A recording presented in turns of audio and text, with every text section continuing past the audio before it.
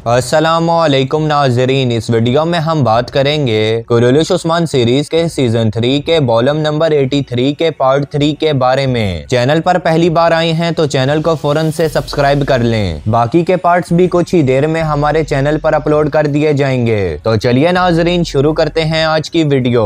इस एपिसोड के आगाज में गुंदूज साहब उस्मान साहब के सामने अपनी तलवार निकाल लेते हैं और फिर वो तलवार उस्मान साहब को पकड़ाते हुए कहते हैं कि आप पर मेरा खून हलाल है, आप मुझे मेरी गलतियों की सजा दे सकते हैं। उस्मान साहब कुछ देर सोचने के बाद गुंदूज साहब की तलवार उनकी मयान में डाल देते हैं और उनसे कहते हैं, मैंने अपनी तरफ से आपको माफ कर दिया है। अब मुझे यकीन हो गया है कि आपको अपनी गलतियों का एहसास हो गया, लेकिन आप अब अपनी गलतियों की माफी अल्लाह ताला से मांगें। फिर उस्मान साहब कुछ देर गुंदूज साहब से बातचीत करने के बाद बोरान अल्ब से कहते हैं, जाकर खवातीनों से कहें कि एक दस्तरखान तैयार करें जहाँ पर हम सब मिलकर खाना खा सकें। दूसरी तरफ सोगोत में वजीर आलम शाह अपने कमरे में मौजूद होता है। इसी दौरान एक सल्जूकी सरदार अंदर आ जाता है जो कि वजीर आलम शाह को अहकामात देता रहा। वजीर आलम शाह उसे देखने के बाद खड़ा हो जाता है और उससे कहता है, मैं तुम्हारा ही इंतजार कर रहा था। फिर वो सल्जूकी सरदार वजीर आलम शाह के मनसब पर बैठ जाता है। फिर वो वजीर आलम शाह से कहता है, ये सब लोग कबीले की बगावत पर उतर आए हैं। और उधर दूसरी तरफ गेहातू का लश्कर बढ़ता ही बढ़ता चला जा रहा है। वजीर आलम शाह जवाबन कहता है, ये सब कुछ मेरे किए जाने पर हो रहा है, क्योंकि गेहातू मुझे अपना बहुत अच्छा दोस्त समझ रहा है, लेकिन उसे क्या मालूम कि मैं उसके लिए और उसके लोगों के लिए एक कब्र खोद रहा हूँ। वजीर आलम शाह की बातें सुनने के बाद वो बहुत ज्यादा खुश हो जाता है। दूसरी तरफ कई कबीले में उस्मान साहब, गुंदूज साहब और कबीले की दीगर खवातीन दस्तरखान पर बैठकर खाना खा रहे होते हैं। बाला खातून तमाम लोगों को इकट्ठा बैठकर खाना खाते हुए देखने के बाद बहुत ज्यादा खुश होती हैं, लेकिन गुंदूज साहब बड़ी परेशानी की हालत में बैठे हुए होते हैं। ये देखने के बाद उस्मान साहब गुंदूज साहब को हौसला देते हुए कहते हैं, अब आपने गफलत में नहीं पड़ना गुंदूज साहब, अब आपको ईमान की राह पर चलना चाहिए और हक के रास्ते पर अपनी जान कुर्बान कर देनी चाहिए। फिर उस्मान साहब गुंदूज साहब से कहते हैं, जो कुछ भी आपने इन तमाम लोगों को तकलीफें दी हैं, आपका हक बनता है कि आप इन सब लोगों से माफी मांगे। यह सुनने के बाद गुंदूज साहब अपनी जगह पर खड़े हो जाते हैं और जमीन की जानिब देखते हुए कहते हैं, मैंने आप लोगों के साथ जो कुछ भी किया है उसकी वजह से मेरे दिल में बहुत से जख्म भरे पड़े हैं। अब मुझ में इतनी हिम्मत नहीं है कि मैं आप लोगों को देख सकूं, लेकिन अगर हो सके तो आप सब मुझे माफ कर दें। यह सुनने के बाद सलजान खातून के दिल में भी रहम आ जाता है और फिर वो तमाम खवातीन गुंदूज साहब को माफ कर देती हैं। दूसरी तरफ गंगोर बे वजीर आलम शाह से कहता है, उस्मान साहब ने तुर्क सरदारान तक खबर पहुंचाई है कि वो एक जिरगा करें। क्या उस्मान को अपनी हदूद का पता नहीं है? अब हमें उस्मान का दिमाग ठिकाने पर लगाना चाहिए। वजीर आलम शाह इस पर गुंगोर से कहता है, आप इस हवाले से बेफिक्र रहें, उस्मान का भाई गुंदूस मेरे इशारों पर नाचता है। गुंगोर बे वजीर आलम शाह से कहता है, आप तुर्क सरदारान का खात्मा करें और मैं गेहातू का करूंगा। फिर वजीर आलम शाह गुंगूर से पूछता है, क्या आपके बड़े भाई ने कोई लश्कर भेजा है जो कि आप गेहातू को मारने की मंसूबा बंदी कर रहे हो? गंगूर बे ये सुनने के बाद कहता है, नहीं, लश्कर तो नहीं भेजा, लेकिन मैं अपने दिमाग की मदद से गेहातू को मारूंगा।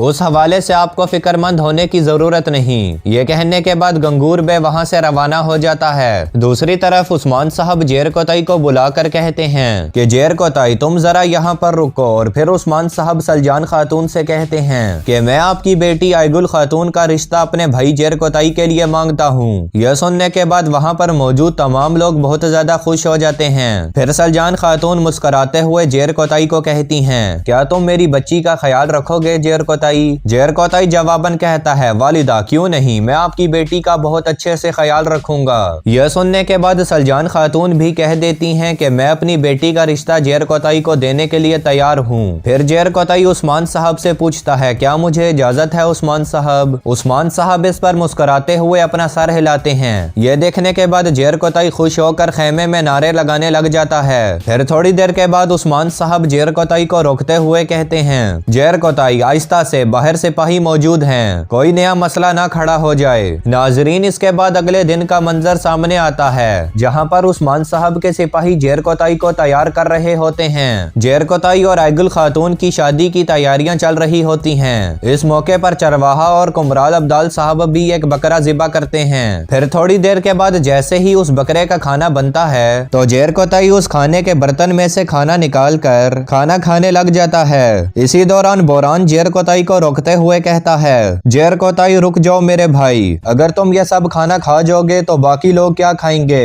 मगर जेर कोताई बहुत खुशी की हालत में होता है और वो जोर जोर से खुशी के मारे नारे लगा रहा होता है। तमाम लोग जेर कोताई की इस हरकत को देखने के बाद हंस रहे होते हैं। नाजरीन, इसके बाद अगले ही सीन में आप देखेंगे गंगोर बे जो के वजीर आलम शाह का साथी होता है, वो जंगल में जाकर एक ताजिर से मिलता है। गंगोर बे उस ताजिर से पूछता है, तुम्हारे इस सामान की क्या कीमत है। ताजिर जवाबन कहता है, ये बराए फरोख्त नहीं है, मैं इसे गेहातू के लिए लेकर जा रहा हूँ। गंगोर बे ये सुनकर कहता है, मैं तुमसे एक काम लेना चाहता हूँ, इसके बदले में मैं तुम्हें बहुत से सोने के सिक्के दूंगा। तुम्हारा सिर्फ एक ही काम है कि तुमने हमें गेहातू के पड़ाव में दाखिल करवाना है। यह सुनने के बाद वो ताजिर लालच में आता है और उसकी बात को मान जाता है और फिर वो गेहातू के पड़ाव की जानिब रवाना हो जाते हैं। दूसरी तरफ गेहातू के पड़ाव का मंजर सामने आता है, जहाँ गेहातू ने अपने एक खास आदमी को अपने साथ बिठाया हुआ होता है और वो उससे कहता है, मुझे आने वाले दिनों के बारे में बताओ कि क्या कुछ होने वाला है। वो जादूगर रूहों से बातें करते हुए गेहातू को कहता है, आने वाले दिनों में बहुत खून नजर आ रहा है। गेहातू इस पर हैरान होकर कहता है, यकीनन मेरे दुश्मनों का खून नजर आ रहा होगा। यह सुनने के बाद वो जादूगर डर की वजह से कहता है, जी हाँ बिल्कुल ऐसा ही है। फिर वो गेहातू को एक प्याले में खून पिलाता है। गेहातू वो खून पीने के बाद कहता है, यकीनन मैं सरजमीन को फतह करूंगा और मंगोलों के अहम सरदार आरगून खान को भी तबाह बर्बाद कर डालूंगा और मैं इस सल्तनत का अकेला बादशाह हूंगा।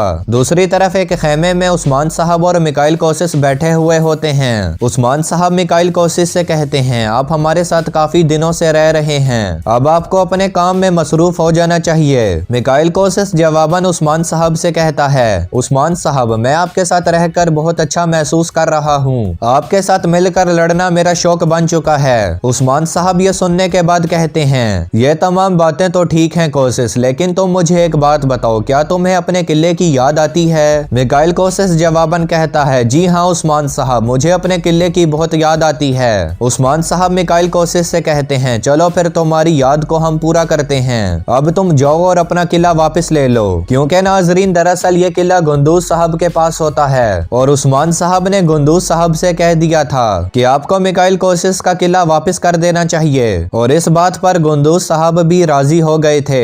मिकाइल कोसिस उस्मान साहब की ये बातें सुनकर बहुत ज्यादा खुश हो जाता है और फिर वो उस्मान साहब से कहता है, मुझे ऐसा लग रहा है कि जैसे हमारा सफर यहाँ तक ही था उस्मान साहब। उस्मान साहब जवाबन कहते हैं, वो तो आगे बढ़कर हम देख लेंगे, अब तुम अपने किले वापस जा सकते हो। गुंदूज साहब भी वहाँ पर होंगे, वो तुमसे मिलकर तुम्हें वहाँ की तमाम मालूमात से आगाह करेंगे। इसके बाद कोसिस खुशी खुशी अपने किले की जानिब रवाना हो जाता है। दूसरी तरफ वजीर आलम शाह और उसके सिपाही उस मंजर तक आ पहुँचते हैं जहाँ पर उस्मान साहब और उनके साथियों का जिरगा था। वजीर आलम शाह दूर से झंडे देख कर कहता है, मुझे ऐसा लग रहा है कि यहाँ पर तमाम सरदारान इकट्ठे हो गए हैं। फिर वजीर आलम शाह अपने साथियों से कहता है, उस्मान ने सुल्तान मसूद को कत्ल करने की कोशिश की थी, लेकिन ये लोग फिर भी उस्मान का साथ दे रहे हैं, अब जाकर इन सब को कत्ल कर दो। कोहनूर अल्प जवाबन कहता है, इस जिरगे में तमाम तुर्क मुसलमान हैं, क्या आप उन्हें कत्ल करने के लिए जा रहे हैं। वजीर आलम शाह हैरान होकर कोहनूर अल्प से कहता है, तुम कब से मेरे हुक्म पर सवाल करने लग गए हो कोहनूर अल्प, जो कुछ मैंने तुम्हें बताया है तुम वही करो, इन सब लोगों को कत्ल कर दो।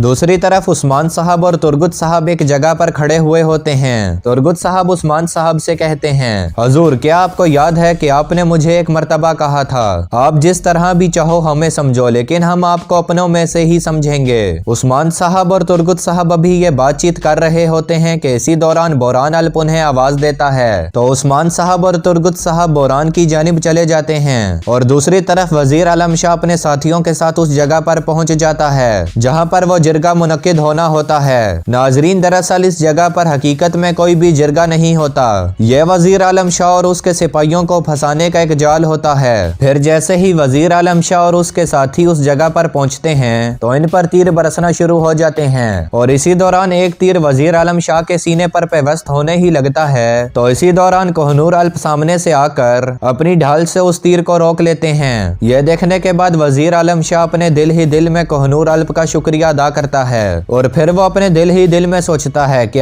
आखिरकार कोहिनूर अल्प को कैसे मालूम हुआ कि हम पर हमला होने वाला है। फिर कोहिनूर अल्प कुछ सोचने लग जाता है। इसी दौरान एक फ्लैशबैक सीन सामने आता है जहां पर कोहिनूर अल्प उस्मान साहब के पास आकर उन्हें कहता है कि कैसे वजीर आलम शाह को आपके जिरगे के मुतालिक पता चल चुका है। इस पर उस्मान साहब ने जवाबन कोहिनूर अल्प से कहा था, चलो इससे एक बात तो वाज़ेह हो गई कि आप हमारे लिए एक बहुत अच्छी खबर लेकर आए हैं। नाजरीन, फिर इसी दौरान उस्मान साहब ने कोहिनूर अल्प के साथ एक मंसूबा बनाया था कि हम एक तीर वजीर आलम शाह की तरफ भेजेंगे जिससे आप वजीर आलम शाह की जान बचाएंगे और इसकी वजह से वजीर आलम शाह को आप पर बहुत यकीन हो जाएगा। फ्लैशबैक सीन खत्म होता है तो वजीर आलम शाह कोहिनूर अल्प से कहता है, आपने मेरी जान बचाई, आपका बहुत बहुत शुक्रिया। कोहिनूर अल्प जवाबन कहता है, वजीर आलम शाह ये मेरी जिम्मेदारी थी। फिर वो वजीर आलम शाह को कहता है, अब हमें पीछे हटना चाहिए। फिर वजीर आलम शाह अपने सिपाहियों को लेकर पीछे हटना शुरू हो जाता है। तो नाजरीन, यहीं पर इस एपिसोड और इस पार्ट का इख्तिताम होता है। इसी के साथ मैं मिलूंगा कुछ ही देर में आपसे अगले पार्ट में। तब तक के लिए अल्लाह निगहबान।